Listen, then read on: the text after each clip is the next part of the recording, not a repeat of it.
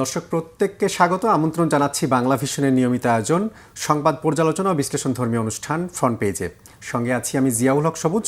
আলোচনার জন্য আজকে স্টুডিওতে আমন্ত্রিত হয়েছেন জনাব ইলিয়াস খান, উপদেষ্টা সম্পাদক ডেইলি টাইমস অব বাংলাদেশ এবং সাবেক সাধারণ সম্পাদক জাতীয় প্রেস ক্লাব। আপনাকে স্টুডিওতে স্বাগত জানাচ্ছি। ধন্যবাদ। দর্শক, আপনারা জানেন ফ্রন্ট পেজ মূলত আমরা আসলে যেসব পত্রপত্রিকা প্রকাশিত হয়ে থাকে সেই সব পত্রিকার শিরোনামগুলোকে বিশ্লেষণ করে থাকি। তাই আলোচনায় যাওয়ার আগে শুরুতেই দেখে নেব বিভিন্ন পত্রিকার সংবাদ শিরোনাম। শুরুতেই প্রথম আলোর প্রধান শিরোনাম, সংবিধান সংস্কার প্রশ্নে সংসদে বিতর্ক, পাল্টাপাল্টি প্রস্তাব। জুলাই সনদ বাস্তবায়ন আদেশ না অধ্যাদেশ না আইন, এটি অন্তর্বর্তী সরকারের অন্তহীন প্রতারণার দলিল, জানিয়েছেন সালাউদ্দিন আহমেদ স্বরাষ্ট্রমন্ত্রী। এদিকে জামাত নেতা সংসদকে জানিয়েছেন বিএনপি নিজেদের তৈরি করা জিনিস তারা নিজেরাই স্ববিরোধিতা করতে পারে না। আরেকটি শিরোনাম দেখছি আমরা, টিকা কেনায় গাফিলতি ছিল, জনস্বাস্থ্য বিশেষজ্ঞরা বলছেন বিলম্ব না করে সরকারের তড়িৎ কর্মসূচি হাতে নেওয়া উচিত। দৈনিক আমার দেশের প্রধান শিরোনাম, সংবিধান সংস্কার পরিষদের প্রস্তাব নিয়ে সংসদ উত্তপ্ত, তীব্র জ্বালানি সংকটে দেশ, মন্ত্রীরা বলছেন সমস্যা নেই, 1.5 লাখ টন আমদানির প্রস্তাব। আরেকটি মন্তব্য প্রতিবেদন, 1/11 দুঃসময় ভোলা যাবে না, লিখেছেন মাহমুদুর রহমান। দৈনিক ইত্তেফাকের প্রধান শিরোনাম, জুলাই সনদ আদেশ অবৈধ, অন্তর্বর্তী সরকারের অন্তহীন প্রতারণার দলিল, সংসদে স্বরাষ্ট্রমন্ত্রী। আর বিরোধী দলের নেতা বলেছেন এক রক্তের বিনিময়ে যে আকাঙ্ক্ষা তৈরি হয়েছে তা হলো ফ্যাসিবাদ যেন আর ফিরে না আসে। ইরানে আরও ভয়ঙ্কর হামলার হুঁশিয়ারি যুক্তরাষ্ট্রের।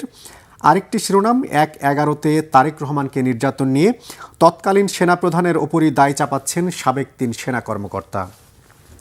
দৈনিক ইনকিলাবের প্রধান শিরোনাম, বৈশ্বিক জ্বালানি সরবরাহ বিপর্যস্ত, প্রধানমন্ত্রীর প্রচেষ্টায় দেশে স্থিতিশীলতা, ভাগ্যের দ্বার খুলছে প্রশাসনে, বঞ্চিত কর্মকর্তাদের। আইসিইউ সংকটে ঝরছে একের পর এক শিশুর প্রাণ, দেশ জুড়ে হামের ভয়াবহ প্রাদুর্ভাব। দৈনিক নয়া দিগন্তের প্রধান শিরোনাম, সংসদে সংস্কার নিয়ে তুমুল বিতর্ক, সংবিধান সংশোধনে কমিটির প্রস্তাব সরকারের, ভিন্ন মত বিরোধী দলের। স্কুল সময়ে যানজট নিরসনে বিকল্প ব্যবস্থার পরামর্শ প্রধানমন্ত্রীর, সপ্তাহে 3 দিন অনলাইন ক্লাসের পরিকল্পনা। দৈনিক সমকালের প্রধান শিরোনাম, ডিজেল সংকটে উপকূলের লাখো জেলে কর্মহীন, জীবিকায় জ্বালানির প্রভাব পড়েছে, 70-এও তেল সংকট ছিল, এবার কি হবে, এটি নিয়ে একটি বিশ্লেষণধর্মী প্রতিবেদন বিবিসির বরাত দিয়ে তুলে ধরা হয়েছে। আরেকটি শিরোনাম, জুলাই আদেশকে প্রতারণা বলায় সংসদে বিতর্ক। দৈনিক যুগান্তরের প্রধান শিরোনাম, সংবিধান সংস্কার পরিষদ ইস্যু, সরকারি ও বিরোধী দলের মধ্যে তুমুল বিতর্ক। আরেকটি শিরোনাম দেখছি আমরা, 3.5 লাখ টন জ্বালানি তেল কেনার সিদ্ধান্ত, অতিরিক্ত সালফার নিয়ে প্রশ্ন, দীর্ঘমেয়াদী রোগাক্রান্তদের হামে সংক্রমণ বেশি। দৈনিক বাংলাদেশ প্রতিদিনের প্রধান শিরোনাম, জুলাই সনদ নিয়ে সংসদে বাহাস, জ্বালানি তেলের দাম বাড়ছে না, সারা দেশে মজুদ 1,92,000 টন, কি হবে 1/11 ষড়যন্ত্রের আসল হোতাদের, একটি বিশ্লেষণধর্মী প্রতিবেদন। দৈনিক কালের কণ্ঠের প্রধান শিরোনাম, সংবিধান সংস্কার পরিষদের অধিবেশন প্রশ্নে বিএনপির না, আমরা দলের নয় জনগণের অভিপ্রায়কে সম্মান জানাতে সংসদে এসেছি, জানিয়েছেন বিরোধী দলীয় নেতা ডাক্তার শফিকুর রহমান। আরেকটি শিরোনাম, শিক্ষামন্ত্রীকে প্রধানমন্ত্রী, স্কুল চলাকালীন যানজট নিরসনে বিকল্প খোঁজার পরামর্শ।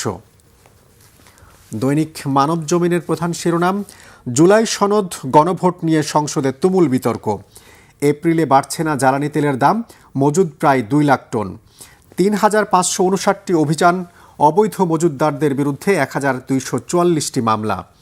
দৈনিক কালবেলার প্রধান শিরোনাম, তৃণমূলে শক্তি দেখানোর বড় প্রস্তুতি জামাতের, সক্ষমতা যাচাইয়ের সুযোগ দেখছে এনসিপি, এখনই বাড়ছে না জ্বালানির দাম, পাম্পে নিরাপত্তা বাড়ানোর দাবি, হামে স্বাস্থ্য ব্যবস্থার ভয়াবহ সংকট স্পষ্ট হচ্ছে। দৈনিক দেশ রূপান্তরের প্রধান শিরোনাম, জ্বালানি সাশ্রয় শুধুই মুখে, ব্যয় বাড়লেও দাম বাড়েনি, মধ্যপ্রাচ্যে যুদ্ধের প্রভাবে জ্বালানি খাতে বিপর্যয়, তেল নাই, পাম্প বন্ধ, জুলাই সনদ বাস্তবায়ন নিয়ে সংসদে উত্তপ্ত বিতর্ক। দৈনিক বণিক বার্তার প্রধান শিরোনাম, মিলছে না বিদেশি ব্যাংকগুলোর নতুন ক্রেডিট লাইন, বাণিজ্যিক ব্যাংকগুলোর রিজার্ভ নেমেছে 3.80 বিলিয়ন ডলারে, জ্বালানির মজুদে তীব্র চাপ, আমদানি ও সরবরাহ স্বাভাবিক রাখার চেষ্টায় সরকার। ইংরেজি দৈনিক the Daily Star, their main headlines, Fuel prices hold steady for April. Government absorbs high import cost to shield consumers. Another headlines: Government moves to repatriate illicit funds from 10 territories. Another headlines: Jatiyo সংসদ heats up with debate over Reform Council. Another headlines from New Age: Government plans new austerity steps amid energy crisis. July Charter. Another headlines: MPs engage in heated debate over constitution order. Debate to resume today. Another English daily, the Daily Observer. Their main headlines: No fuel crisis, no price hike for now, said government. Another headlines: Home Minister slams July Charter order. It's a document of endless deception by interim government, he says. তো এই ছিল আজকের যে শিরোনামগুলো আমরা মূলত দেখলাম। বেশিরভাগ ক্ষেত্রে সংসদে বিতর্ক নিয়েও শিরোনাম করেছে, সেটি দিয়ে শুরু করতে চাই। এই যে জাতীয় জুলাই সনদ বাস্তবায়নের আদেশ নিয়ে সংসদে উত্তাপ, গতকাল স্বরাষ্ট্রমন্ত্রী বলছেন যে এই যে আদেশ এটি বৈধ নয়, এটা অন্তর্বর্তী সরকারের একটা প্রতারণার দলিল। তাই যদি হয়, প্রতারণাই হয়ে থাকে, তাহলে সেই দলিলে এই যে গণভোটে প্রায় 70% মানুষ রায় দিল, সেই রায়ের কি হবে? না, এটা তো একটি যৌক্তিক প্রশ্ন এবং মাননীয় স্বরাষ্ট্রমন্ত্রী তিনি কীভাবে বলেছেন আমি বুঝতে পারি না, বাট তিনি তো সেখানে স্বাক্ষরও করেছেন তার দল। সুতরাং এরকম একদম রিজেক্ট করে দেওয়ার সুযোগ কিন্তু আছে বলে আমি মনে করি না। বরং এগুলো বিষয়ে রাজনৈতিক সমাধান হতে হবে। যেমন চমৎকার উদ্যোগ নিয়েছে কালকে সংসদে, এটি খুব ভালো লেগেছে যে সংবিধান সংশোধনের জন্য একটি বিশেষ কমিটি গঠনের প্রস্তাব দিয়েছে। এবং সংবিধান সংশোধনের দাবি তো মানুষের দীর্ঘদিনের। সংবিধানের অনেক অসঙ্গতি রয়েছে। এই যে নির্বাচনের মধ্য দিয়ে নির্বাচনী কি বলে প্ল্যাটফর্ম ব্যবহার করে স্বৈরাচারের সৃষ্টি হয়, এটি তো আমরা দেখেছি। এবং এর দ্বারা তো আজকে যারা সংসদে যে 9টি দল আছে, 2টি বড় দল এবং ছোটোখাটো যে দলগুলো আছে, এরা তো নানাভাবে নির্যাতিত হয়েছে। তারা নানা কিছু করেছে, বাট 5 বছর পর নির্বাচন কিন্তু হয়েছে, বাট নির্বাচনের নামে প্রহসন হয়েছে। সুতরাং এই অবস্থা যাতে সৃষ্টি না হয় সেই চেষ্টা রাজনৈতিক দলগুলোর করা উচিত, কারণ অনেক শিক্ষা হয়েছে। কিন্তু সবচেয়ে কষ্টের কথা হচ্ছে, সবচেয়ে বাস্তবতা হচ্ছে, ইতিহাসের সবচেয়ে বড় শিক্ষা আমরা ইতিহাস থেকে শিক্ষা নেই না। যে দল যখন ক্ষমতায় যায় তারা মনে করে যে আমরা হয়তো অনির্দিষ্টকালের জন্য ক্ষমতায় থাকবো, বা যেমন 4 তারিখ ও 4ই আগস্ট অনেক লোক কিন্তু বিশ্বাস করতে পারে না শেখ হাসিনা বিদায় নেবে। তাদের অনেক নেতা তখনও মনে করতেন যে আপা সব ঠিক করে ফেলবে। এবার যে আপা ঠিক করতে পারবে না সেটি কিন্তু তারা বোঝে না, এবং তাদের মধ্যে ইন্টারনাল আলাপে কিন্তু এরকমই হতো যে এগুলো নিয়ে চিন্তা করো না, আপা সব ঠিক করে ফেলবে। কারণ এর আগে তিনি মানুষ গুম খুন করে যেভাবে রাজনৈতিক যে আন্দোলন সেটি দমন করেছে, বেগম খালেদা জিয়াকে জেলে নিচ্ছে, জামাতের অনেক নেতাকে ফাঁসি দিয়েছেন। সুতরাং আমি রাজনৈতিক দলগুলো আবেদন জানাতে চাই যে গো না ধরে যৌক্তিক প্রশ্নে, এবং এটা আমি দৃঢ়ভাবে বিশ্বাস করি সব রাজনৈতিক দলগুলো দেশের কল্যাণ চায়, এবং যে বেসিক যে বিষয়গুলো, যে সংস্কারের বিষয়গুলো, সেগুলো তো করা যায়। যে কমিশনের গঠন করার কথা বলা হয়েছে, বিশেষ কমিশন, সংবিধান সংস্কারের বিশেষ কমিটি গঠন করার কথা বলা হয়েছে। তো যে দলের যত পার্লামেন্ট মেম্বার আছে সেই রেশিও নেই, যদিও সেখানে বিরোধী দল 50% চেয়েছে। তো আবার আইনমন্ত্রীরা বলেছেন 219 জনের জন্য 50% আর 77 জনের জন্য 50%। এটা তো যৌক্তিক না, আমিও মনে করি এটা যৌক্তিক না। সুতরাং রাজনৈতিক দলগুলোর উপলব্ধি হওয়া উচিত। কিন্তু এই সংবিধান সংস্কার প্রশ্নে যে এই যে সংস্কার পরিষদ বা অধিবেশন ডাকার যে আহ্বান ছিল বা যেই নির্দেশনাটা ছিল, সেইটা আসলে অ্যাভয়েড করে গেল কেন, বা এটা কি আসলে অ্যাভয়েড করার সুযোগ ছিল? আমার মনে হয় এটা আলোচনা করলে ভালো হতো। আমাদের একটা কথা কিন্তু মনে হবে যে মনে রাখতে হবে যে ওয়েস্টমিনস্টার সিস্টেম গণতন্ত্রে পার্লামেন্টে কিন্তু সব কিছু আলোচনা হতে হবে, তর্ক বিতর্ক, এবং সারা পৃথিবীতে আমরা দেখি কিন্তু ইভেন অনেক পার্লামেন্টে আমরা মারামারির দৃশ্য দেখেছি, ফাইল চোরাচুরি এগুলো হয়। এগুলো করে যেন সমাধান হয়, এই বাইরে আন্দোলন না এনে। কারণ বাংলাদেশের মতো একটি দেশ, বাংলাদেশ কেন সব দেশই তো জনচাপে পিষ্ট একটি দেশ, এই যে হরতাল হয়, অবরোধ হয়, আমরা কিন্তু বিভিন্ন সময় দেখেছি হরতাল, অবরোধ, রাস্তা বন্ধ, এগুলো তো গণতন্ত্রের জন্য ভালো না, দেশের জন্য ভালো না। এমনি দেশটি একটি অনেক সমস্যা সংকুল। হরতাল হলে ধরুন কি বলে যে ব্যবসার ক্ষেত্রে বিভিন্ন ক্ষেত্রে নানা ধরনের ক্ষতি হয়ে থাকে, অর্থনৈতিক নানা ধরনের ক্ষতি হয়ে থাকে। সেসব পার্লামেন্টে যেন আমাদের কি বলে যে মূল কেন্দ্রবিন্দু হয় সেটি প্রত্যাশা করি। আমাদের গণতন্ত্র কিন্তু দীর্ঘদিনে ভাইব্রেন্ট হয় না। দেশের বয়স কিন্তু 54 বছর হয়ে গেছে। আমরা এখনও যদি বলি শিশু গণতন্ত্র, এটি বলা কিন্তু এটি দায় এড়ানোর একটি কথা। হ্যাঁ, যে আমরা গণতন্ত্রকে নানাভাবে বিতর্কিত করবো আর বলবো যে শিশু গণতন্ত্র এই জন্যই সমস্যা হচ্ছে, সেটি বলার আর সুযোগ আছে বলে আমি মনে করি না। 54 বছরের গণতন্ত্র বেশ পরিণত আমি বলতে চাই, বাট গণতন্ত্র সেই শেপটি কিন্তু পায় না কোনো পার্লামেন্টেই। আমরা দেখেছি যে দল যখন ক্ষমতায় থাকে বিরোধী দল যাতে বর্জন করে, পার্লামেন্টে যায় না, নানা দৃশ্য আমরা দেখেছি। বাট এবারে কিন্তু মানুষের প্রত্যাশা একটু বেশি, কারণ দীর্ঘ একটা লড়াইয়ের মধ্য দিয়ে এবং যে দলগুলো লড়াই করেছে তারা কিন্তু আজকে, যেমন জাতীয় পার্টি সরকারের সঙ্গে সবসময় ছিল, তারা কিন্তু আবার নিশ্চিহ্ন হয়ে গেছে। বাট এবারে যে দলগুলো পার্লামেন্ট আপনি দেখুন, বিএনপি, জামাত, তারপর ছোট ছোট যে দলগুলো, তারাও কিন্তু, যেমন বিপিনুর অনেক নির্যাতিত হয়েছেন, তিনি কিন্তু উচ্চকণ্ঠ ছিলেন। এই যে আরেকজন জুনায়েদ সাকি, তিনি কিন্তু, তার দলে হয়তো মানুষ কম, কিন্তু আন্দোলনে কিন্তু তিনি খুব উচ্চকণ্ঠ ছিলেন। সুতরাং এবার আন্দোলনকারী দলগুলো এবং গণতন্ত্রের পক্ষে আন্দোলনকারী দলগুলো পার্লামেন্টে আসছে, জনগণের প্রত্যাশা কিন্তু অনেক বেশি। আমরা নতুন কিছু পেতে চাই। সেই গতকাল পার্লামেন্টে স্বরাষ্ট্রমন্ত্রী আরেকটি কথা বলেছেন, জুলাই সনদ যেভাবে স্বাক্ষরিত হয়েছে প্রতিটি অক্ষর বিএনপি ধারণ করে। যদি বিএনপি আসলে প্রতিটি অক্ষর ধারণ করেই থাকে, এখন যে প্রশ্নটা হচ্ছে যে এই যে জুলাই জাতীয় সনদ, সেটা বাস্তবায়নের যে প্রক্রিয়া, সেইখানে বিএনপির অনীহার কারণ কি থাকতে পারে? না, বিএনপি তো অনীহা না, তিনি তো বলেছেন এটা তো পালন করবে।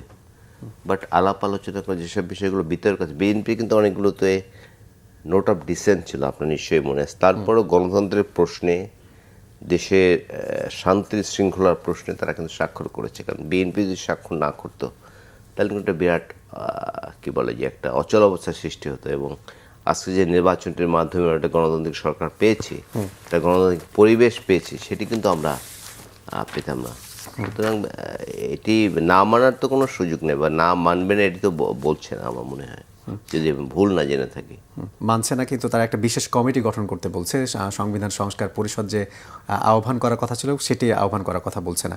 কালকে জামাত নেতা একটি বলছেন যে বিএনপি নিজেরাই তাদের নিজেদের তৈরি করা জিনিসের স্ববিরোধিতা করতে পারে না। এই যে পাল্টাপাল্টি প্রস্তাব, এক পক্ষ বলছে একটা বিশেষ কমিটি গঠন করা হোক, আরেক পক্ষ চাচ্ছে যে আগের মতোই করা হোক। এই যে দুটি বিরোধিতা, এই বিরোধিতা সব বিষয়ে যদি ঐকমত্য হয় তাহলে তো আর সরকার দ্বারা বিরোধী দলের দরকার নেই, তাহলে দল একটি থাকলেই হয়। শুধু এগুলো রাজনৈতিক বিতর্ক হবে, রাজনৈতিক বিতর্কের মধ্যে দিয়ে আমাদের সমাধানে আসতে হবে। কিন্তু একটি জায়গায় এক থাকতে হবে। যেমন বাংলাদেশের রাজনীতিবিদদের মধ্যে দেখবেন আপনি, রাষ্ট্রীয় প্রশ্নে, রাষ্ট্রের স্বার্থের প্রশ্নে কিন্তু সব দল এক হয় না, এটা খুব দুর্ভাগ্যজনক। বাট আপনি দেখবেন যে আমাদের পার্শ্ববর্তী দেশে ইভেন বড় কোনো সংকটে কিন্তু সব দল, এবং যে রাজনৈতিক সংস্কৃতির বিকাশ ঘটেছিল গত 17 বছরে, রাজনীতিবিদ পরস্পরের মুখ দেখা দেখি বন্ধ, সেই সংস্কৃতি থেকে বেরিয়ে আসবে। এবং এটা খুব পজিটিভ সাইন। আমরা দেখলাম যে বিরোধী দলের যে নেতা ডক্টর শফিক রহমান, তিনি ওই দিন জনাব তারেক রহমানের সঙ্গে প্রধানমন্ত্রী সঙ্গে 20 মিনিট কিন্তু খুব শর্ট টাইম একটি মিটিং করেছে। মিটিং দেখেই কিন্তু আমরা আশাবাদী হই যে পার্লামেন্ট আমরা যাই দেখি, বাট দেশের স্বার্থের প্রশ্নে, দেশের ঐক্যের প্রশ্নে কিন্তু দলগুলোর মধ্যে এক ধরনের সমঝোতা আছে এখন আমার মনে হয়। কিন্তু যদি একটু বিশ্লেষণ করেন বা আপনার দৃষ্টিভঙ্গিটা একটু বলেন, এখন পর্যন্ত সংসদে আমরা যেটা দেখছি সেটা যদি বিশ্লেষণ করা হয়, সেই জায়গায় কি এই সংবিধান সংস্কার নিয়ে যে একটা আলোচনা ছিল বা সম্ভাবনা ছিল, সেটা কি কিছুটা অনিশ্চয়তায় পড়ে গেল? না না, কোনো অনিশ্চয়। সংবিধান সংস্কার হবেই, অনেক জায়গায় সংস্কার হবে। সংবিধান সংস্কার করা ছাড়া কোনো অল্টারনেটিভ নাই। এবং বিএনপিও বলছে না, জামাত, কেউই বলছে না যে সংবিধান সংস্কার করা যাবে না। কিন্তু ছোটোখাটো প্রশ্ন, ওই যে যেমন প্রতিনিধি কার কজন থাকবে, এইসব বিষয়ে কিন্তু এই যে কমিটি, যে বিশেষ কমিটি করবে, সে বিষয়ে কিন্তু সবাই ঐকমত্য হয়েছে, ওকে এটা করতে হবে, এটা করবে। বাট ওই সংখ্যাটা নিয়ে কিন্তু এখন একটু, যেমন ধরুন উচ্চকক্ষে বলা হচ্ছে, বিএনপি বলছে যে সংসদ সদস্য অনুযায়ী আসন পাবে, আর জামাত বলছে না ভোট অনুযায়ী আসন পাবে। তো এইসব বিষয়গুলো আমি আশা করতে চাই এগুলো সমাধান হয়ে যাবে বৃহত্তর প্রশ্নে, দেশের বৃহত্তর স্বার্থের প্রশ্নে। একটু যুদ্ধ নিয়ে আলোচনা করতে চাই। আমরা দেখলাম 1 মাস ছাড়িয়েছে ইরান ইসরায়েল যুদ্ধ। যে জায়গায় এখনও কেউ বলতে পারছে না এই যুদ্ধটা আবার কবে নাগাদ শেষ হতে পারে। এই যে নানা ধরনের অনিশ্চয়তা, বিশেষ করে অনেকের মধ্যে প্রশ্ন, যুক্তরাষ্ট্রের মতো এই শক্তিশালী এত সামরিক সমৃদ্ধ একটা দেশ ইরান যুদ্ধটাকে এত সহজে শেষ করতে পারছে না কেন? যুক্তরাষ্ট্র শক্তিশালী দেশ, তাদের অস্ত্র আছে, নানা কিছু আছে, কিন্তু জনগণের যে আকাঙ্ক্ষা, যেমন ইরানি জনগণ, তারা আমি যারা ইরানে ছিলেন অনেকের সাথে আমার কথা হয়, এখন বাংলাদেশে আছেন, ইরানি মানুষ শহীদ হতে পছন্দ করেন। তা যে শহীদ হতে চান দেশের প্রশ্ন, আজকে আমি একটু বাচ্চা ইন্টারভিউ দেখলাম, হিজ 11 ইয়ার্স অনলি, তাকে মার্কিন যুক্তরাষ্ট্র মেরে ফেলেছে। তার যখন যায় তখন মাকে বলে গেছে, আমি যদি শহীদ হই আমি আরও বেশি খুশি হব। এইরকম যে একটা জাতি যারা শহীদ হতে চায়, সেই জাতিকে দমানো এত কঠিন। এবং 4,000 বছর ইতিহাসে ইরানের কোনো পরাজয়ের রেকর্ড নেই। আপনি দেখুন যে যারা কি বলে যে সিনিয়র লিডার যারা, সবাইকে কিন্তু মেরে ফেলেছে। এই ধরুন আমি একটু উদাহরণ দিই, যেমন ইরাকে সাদ্দাম হোসেনকে ধরে ফেলার পর কিন্তু পুরো কলাপস করেছে। তারপর লিবিয়ায় গাদ্দাফি। ইরানের সংস্কৃতি একটু আলাদা, সেখানে কি বলে পর্যায়ে পর্যায়ে লিডার আছে, এই সেট মারা গেলে এই সেট আসবে, এই সেট মারা গেলে এই সেট আসবে, এবং সেভাবে কিন্তু তারা চালাচ্ছে। এবং ইরান যুদ্ধের প্রকৃত খবর কিন্তু আমরা পাচ্ছি না। ওয়েস্টার্ন মিডিয়া কিন্তু অনেক কিছু হাইড করছে, যেমন 13টি যে বেইজ আছে মধ্যপ্রাচ্যে আমেরিকার, এগুলো কিন্তু সব ধ্বংস হয়ে গেছে। এবং আপনি দেখেছেন সে কদিন আগে একটি যে নজরদারি বিমান, যে বিমান $570 মিলিয়ন যে বিমান বানাতে খরচ, মার্কিন ওয়েস্টার্ন মিডিয়া প্রথম বলেছে বিমানটি ক্ষতিগ্রস্ত হয়েছে, পরে কিন্তু বিমান ভেঙে চুরমার হয়ে গেছে, সেই ছবি প্রকাশ করতে বাধ্য হচ্ছে। তো ইরানের প্রকৃত, এবং এখন যে স্থল যুদ্ধের প্রিপারেশন নিচ্ছে মার্কিন যুক্তরাষ্ট্র, যদি এই ভুলটি করে তাদের অবস্থা কিন্তু ভিয়েতনামের মতো হবে। ভিয়েতনামে কিন্তু মোর দ্যান 60,000 ইরানি সৈন্য মারা গিয়েছে, আমেরিকান সৈন্য। সুতরাং শেষ পর্যন্ত পিছু টান নিতে হয়েছে। সেটাই, 19 বছর যুদ্ধ করেছে ভিয়েতনামিজরা, এবং উত্তর ভিয়েতনামে একটি গ্রাম নাই, একটি শিক্ষা প্রতিষ্ঠান নাই যেখানে মার্কিন যুক্তরাষ্ট্র বোমা মারে। কিন্তু সেখানেও ইরানিদের মতো ভিয়েতনামি মানুষের কঠিন প্রতিজ্ঞা ছিল যে যুদ্ধে জিততে হবে। এবং আমি এই সুযোগ একটু বলে রাখি, আমি সেই যুদ্ধক্ষেত্রগুলো দেখেছি। ভিয়েতনামে আমাদের নিয়ে গেছিল, তখন দেখেছি যুদ্ধ কাকে বলে। তো ইরানের একই অবস্থা হবে। ইসরায়েলে আপনি দেখুন যে এখন শুধু কিন্তু ইরানের সঙ্গে যুদ্ধ না, এখন হুতিরা নেমেছে, এবং কি বলে আরেকটি লেবাননের, যাই হোক বিভিন্ন ফ্রন্টে যুদ্ধ হচ্ছে এখন। ইসরায়েল যত মনে করছে সহজে, তবে একটি আশঙ্কা, আজকে এইমাত্র খবর পড়ে আসলাম যে একটি সীমিত পর্যায়ের পারমাণবিক বোমা তারা মারার প্রিপারেশন নিতে পারে। কিন্তু এটি যদি হয়, তৃতীয় বিশ্বযুদ্ধ শুরু হবে, এর আর কোনো কিন্তু থাকবে না। আমরা তো সহসায় যুদ্ধ শেষ হওয়ার কোনো লক্ষণ দেখছি না, কিন্তু যে যুদ্ধের যে প্রভাব কিছুটা। তবে আমার মনে হয় ইরানে আমেরিকার যিনি প্রেসিডেন্ট, তিনি বেসিক্যালি একদম অসুস্থ মানুষ, এবং তাকে অনেকে বলেন উম্মাদ, একবার এক এক কথা বলে। ইরান সব ধ্বংস করে দিছে, আবার হরমুজ প্রণালী দখল করার জন্য নানা লোকের সহযোগিতা। তো তুমি যদি ধ্বংস করে ফেলো, তাহলে হরমুজ প্রণালী নিয়ে আর সমস্যা কি, ইরান তো কিছু করতে পারবে না। বাট এগুলো প্রকৃত চিত্র না, তিনি এক ধরনের প্রোপাগান্ডা চালাচ্ছেন। যুদ্ধ শেষ হওয়ার আগে তিনি কূটনৈতিক আমার জন্য কেন মনে হয় যে হঠাৎ করে একদিন তিনি বলবেন যে না, যুদ্ধে আমরা জিতে গেছি। হ্যাঁ, কিন্তু এই যে বাচ্চাদের খেলার মতো, গতকালকেও বলেছেন তিনি কূটনৈতিক বিজয় হয়ে গেছে। কিসের কূটনৈতিক বিজয় হয়েছে? কোনো কূটনৈতিক বিজয় হয়নি, এগুলো ফাঁপা বলি। সুতরাং তিনি কোনো একদিন হঠাৎ বলে বসতে পারেন যে যুদ্ধ শেষ। একটু যুদ্ধের প্রভাব নিয়ে আলোচনা করতে চাই। আমাদের দেশে বিশেষ করে জ্বালানি তেলের উপর চরম একটা ক্রাইসিস যাচ্ছে। যদিও সরকার বলছে দেশে জ্বালানির কোনো ক্রাইসিস নেই, সংকট নেই, কিন্তু পেট্রোল পাম্পগুলোতে আমরা দেখছি এক ধরনের হাহাকার বিরাজ করছে। আসলে এই যে প্যানিক বাইং এর কারণে হয়েছে। আমি ব্যক্তিগতভাবে অনেককে চিনি। কালকে গল্প হচ্ছিল এক জায়গায়, তিনি গাড়িতে 50 লিটার তেল এনে বাসায় এনে ড্রামের মধ্যে রেখেছে, আবার যে তেল কিনেছে। প্যানিক বাইং, প্রথম দিকে একটা আতঙ্ক সৃষ্টি হচ্ছে। অ্যাকচুয়ালি আপনি ইকোনমিক্স করেন দীর্ঘদিন, সংকট হওয়ার পরিস্থিতি কিন্তু এখনো সৃষ্টি হয়নি আসলে, কিন্তু সংকট কিন্তু হয়ে গেছে। ধরুন আপনার 10 লিটার তেল লাগে আপনি 50 লিটার নেন, এটার সঙ্গে বিরাট সংকট পড়বে। এবং আমার মনে আছে এখন, বা আমরা বইপত্রে পড়েছি, 74 দুর্ভিক্ষ যখন হয় তখনও কিন্তু অনেক মানুষকে না খেয়ে রেখে মজুতদারি করেছে। ঠিক একই অবস্থায় মানুষ তো এই দেশেরই পেনিক বাইংয়ের কারণে অনেক বেশি তেল, ওই যে আপনি দেখেছেন নড়াইলে বোধ হয় তেল না দেওয়া পেট্রোল পাম্পের ম্যানেজারকে মেরে ফেলেছে। এইটা আমাদের দেশের মানুষ। সুতরাং পেনিক বাইং না করে আমার মনে হয় একটু ধৈর্য দেওয়া উচিত। এবং একটু আগে যেটি আমি বললাম যে আমি আশা করি যুদ্ধটা আসলে দ্রুত শেষ হয়ে যাবে। এই প্যানিক বাইংটা বন্ধের ক্ষেত্রে সরকার কি আসলে কোনো ব্যবস্থাগত কোনো দুর্বলতা ছিল বা আছে? দুর্বলতা আছে, এটি কিভাবে বলি, সরকার চেষ্টা করছে, তারা তো নানা কথা বলছে, তেল আসতেছে, তোমাদের আতঙ্কিত হওয়ার কিছু নাই। কিন্তু মানুষ কিন্তু এটা শুধু বাংলাদেশি চিত্র না, এটা সারা পৃথিবী হয়ে থাকে, বাংলাদেশে একটু বেশি হয়ে থাকে। গতকাল যেমন একটা ইতিবাচক সিদ্ধান্ত হয়েছে, যুদ্ধের প্রভাব থাকলেও এপ্রিলের মধ্যে এই মাসে জ্বালানি তেলের দাম বাড়ছে না, নিঃসন্দেহে একটা ভালো খবর। ভালো খবর তো বটেই, এটা মাননীয় প্রধানমন্ত্রী তিনি নির্দেশ দিয়েছেন যে পাবলিকের সাফারিং না হয়, মূল্যস্ফীতি বেড়ে যাওয়ার শঙ্কা থেকে যায়। মূল্যস্ফীতি বেড়ে যাওয়ার শঙ্কা থাকে, সেই জন্য তিনি বলেছেন। এদিকে দিয়ে আপনি বোধহয় দেখেছেন, আমরা সবাই দেখেছি, প্রতিদিন কিন্তু 167 কোটি টাকা না কত টাকা যে দেখলাম ওই দিন মন্ত্রী বলেছেন যে ভর্তুকি দিতে হয়, এটা কিন্তু বিগ ফিগার। সুতরাং এটি মাঝখানে তো তেলের জ্বালানি থেকে মুনাফাও করেছে সরকার, বিপিসি তো মুনাফাও আর করেছে। দীর্ঘদিন মুনাফা করেছে, কিন্তু এখন আর মুনাফা করতে পারছে না। সুতরাং আমি জনগণকে ধৈর্য ধরা আহ্বান জানাতে চাই, এবং সরকারের বিকল্প রাস্তা খোঁজা উচিত। কারণ হরমুজ প্রণালী কার্যত যদি একদম বন্ধ হয়ে যায়, ইরান কিন্তু লড়বে শেষ। আরও একটি প্রণালী আমি দেখলাম ইয়েমেনের কাছে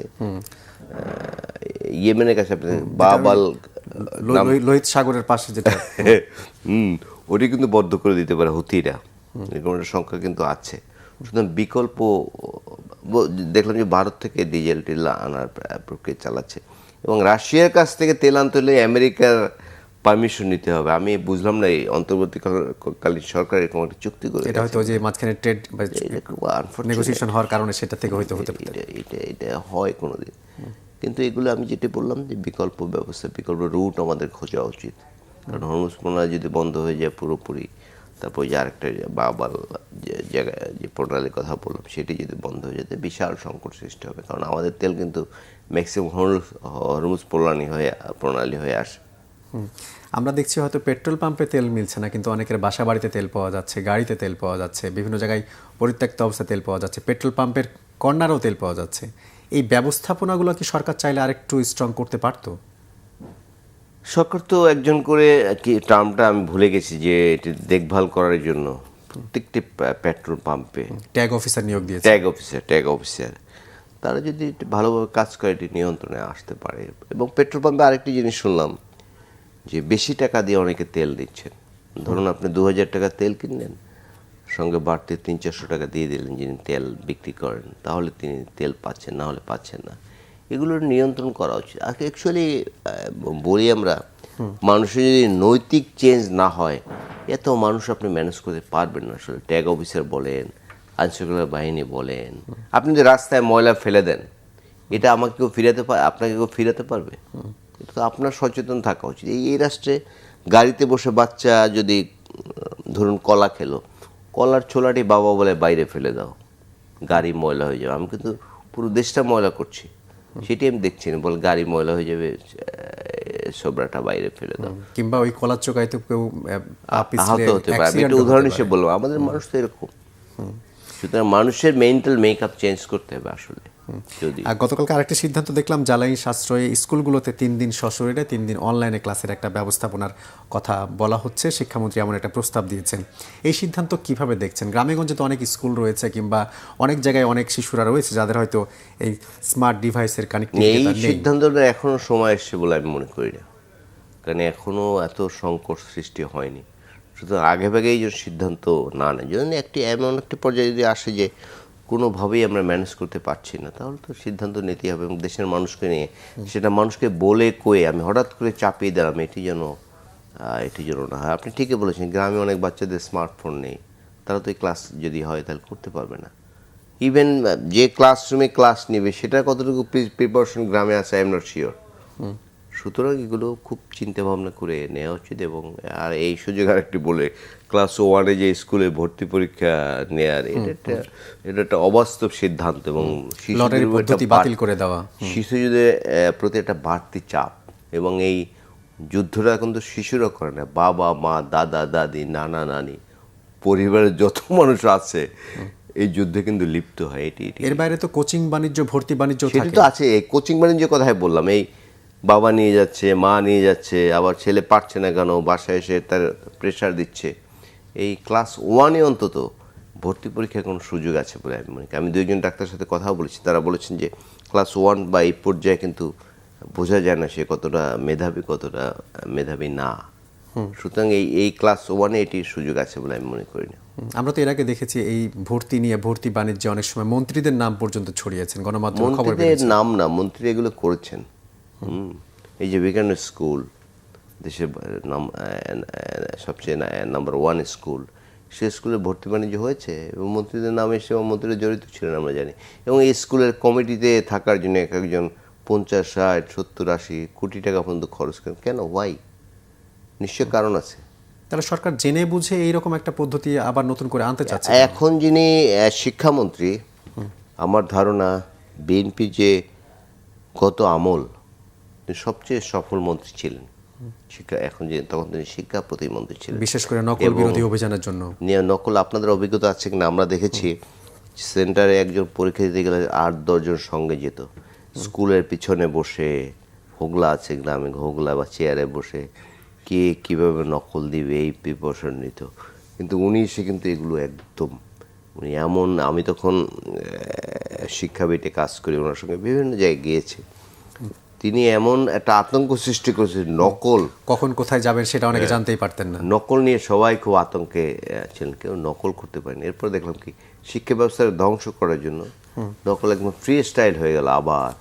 আবার তিনি শিক্ষামন্ত্রী হয়েছেন এবং সব জায়গায় কিন্তু একদম আতঙ্ক অলরেডি সৃষ্টি হয়েছে যে এখন এইরকম নকল অন্তত এবার করা যাবে না। যাক, আমরা আলোচনার একেবারে শেষ পর্যায়ে রয়েছি। ছোট্ট একটা শুনতে চাইবো যে হাম নিয়ে এক ধরনের উদ্বেগ বাড়ছে। আমরা দেখছি দেশে এখন পর্যন্ত প্রায় 40 জনের শিশুর মৃত্যুর খবর বেরিয়েছে। অনেকে বলছেন এই টিকার সংকট বা সরকার কি আসলে এটা নিয়ে গাফিলতি করেছে? এটা তো এই সরকারের আমলে না, এটা আগের সরকারের আমলে। এবং আমার মনে হয় যে আওয়ামী লীগ সরকার আমলে এগুলো স্বাস্থ্যকরে তো ব্যাপক লুটপাট হয়েছে। আপনি জানেন জীবনের কোনো দাম ছিল না, জীবন কিছু না, আমি ক্ষমতায় থাকতে হবে, আমাদের ক্ষমতায় থাকতে হবে, এটি ছিল মুখ্য বিষয়। তখন জনগণ কিন্তু আর মুখ্য থাকে না।